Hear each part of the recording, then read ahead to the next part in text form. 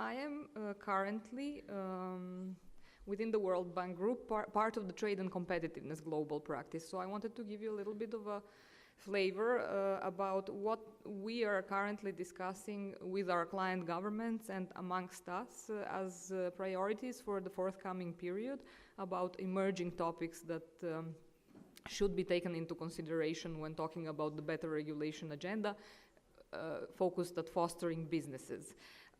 So part of our task is also to consolidate the knowledge around these areas, and I will tell you a little bit about what we have been talking about. I'll just skip some of the slides. We of course have a lot of partners in what we do. I just listed some of them here. We have very good relationships and a memorandum of understanding with the UK Department for Business, Energy and Industrial Strategy and their Better Regulation Unit, UNIDO, the Corporate Registers Forums, and many other partners with whom we work. Before going to the new topics, I just wanted to give you a little bit about how things look in the region and in the respective countries that are participating in this conference. Just very briefly, because I know you're all very active in reforming around the doing business indicators. I'm not part of the doing business team, so disclaimer there.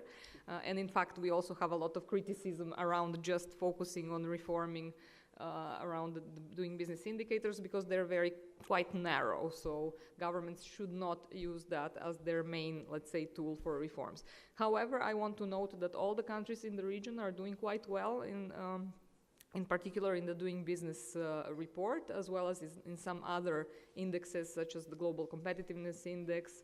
I just have a little chart here showing Serbia, our host, and compared to the OECD average, and it seems that it's obvious that Serbia is quite close to what the OECD average is. Macedonia has been doing quite well as well and reforming a lot in the past years around the doing business indicators. And in fact, if you compile the best ranking of each country in the doing business indicators, let's say a kind of potential country that is the region would be doing very well in doing business. I think it would be around probably in the first 20 places overall globally. There is a lot of peer-to-peer learning to be done as well, because if you look at which country is doing well in which indicators, for example, when we talk about, Laura talked a little bit about the construction permits reforms, which have been very successful here in Serbia and then Macedonia, and then some other countries are still looking at implementing reforms in this area. For example, Albania could improve the construction permit indicator, and so a lot of regional peer-to-peer learning opportunities here. Serbia could improve, for example, paying taxes indicator and enforcing contracts, so maybe could learn from some other countries around that. So I will not talk about doing business anymore in this presentation. We have very limited time, so I'll skip immediately to what we called here what's hot in business environment reforms. And I will give you just a couple of examples of what we've been discussing lately. So the first very basic premise, which I'm sure you're all aware of, we are very much focusing on shifting the focus of attention from reducing costs for businesses to more comprehensive reforms. And this is around also the doing business indicators, so don't focus just on that. They are focused on reducing compliance costs, but rather focus on more comprehensive reforms that look at really all the important issues in an area. The second theme which we're discussing a lot is the expansion in the digital exchange of data overall globally, and the new way of operation, which one example is the kind of companies that operate in the share economy, such as Uber, such as Airbnb, that have a kind of disruptive role when they start operating in an economy, and governments need to think about how they will adjust to this new way of operation.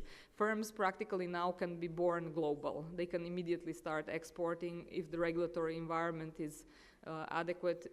They don't need to go through the traditional channels. So that's a huge opportunity, but also a huge risk, because I don't know if you are aware, the latest World Development Report on digital dividends actually focuses on this increasing divide between developed and developing economies in the digital kind of access. And this gap is increasing, and it is a huge problem that needs to be tackled. And it is not only about connectivity. And one important thing for you, within a lesson from this World Development Report, is that the basics still matter very much. So the basic business environment is still important, even in this new, let's say, world of digital globalization. The importance of quality of data on businesses, that's also hugely important. And I will give you one example, which we're doing a pilot with Serbian Business Registry right now. So traditionally, countries have focused on reducing days, steps to register, and this is the typical kind of reform in this area, and was the most frequently implemented reform. The easiest thing is to reform business entry. And however, not so much focus has been given to the quality of the data. And you can see from this slide why this data is important, both for the government as well as from the private sector. It is important because the government can tell a story from this data. In this particular story we're looking at in Serbia, we could see a huge increase, obviously, in startups during the reforms. But then we could see, even though other reforms were implemented from 2009 on, a significant decrease in the number of entries in the market due to the global crisis. So really these numbers show you trends based on the reforms that have been implemented, but also global kind of trends. And also looking at the firm characteristics tells you a story. Do these firms grow? What's happening to them? How long do they stay on the market, etc. So that's very relevant. One area which we're looking at is how businesses can improve the business environment without the government involvement. So this is important for the government because you need to know when to pull back and when it is kind of possible to leave the businesses actually fill in either a gap or perform a role better and more efficient than the government would. Sorry. I'll just give you a couple of examples here. One is on self-regulation. I don't know if you know the Yum brand.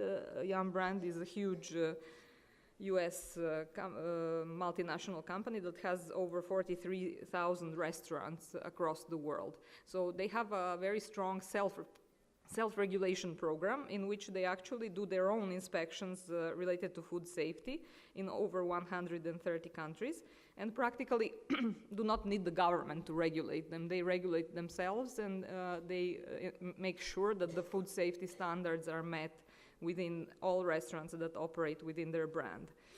Another example on this is on collecting data. You all know the brand Gap. So Gap had a huge scandal on child labor, if you remember. What happened then, after this very negative kind of publicity, they put in place a whole inspection of their own, of all the working conditions in their factories across the world. And they made all their supplier database available online. So many countries don't have a good database on businesses. Business registries are not transparent, they don't provide sufficient data.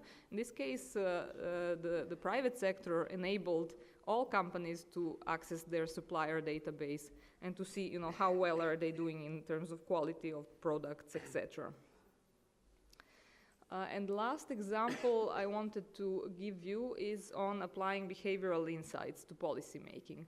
This has become more and more prominent and more, let's say, agenda that a lot of governments are looking into. How do you apply psychology and behavioral insights to policy making? And in fact, you will see that there is a growing number of units across the world that are let's say, being established at the level usually of the cabinet that kind of look into implementing behavioral insights.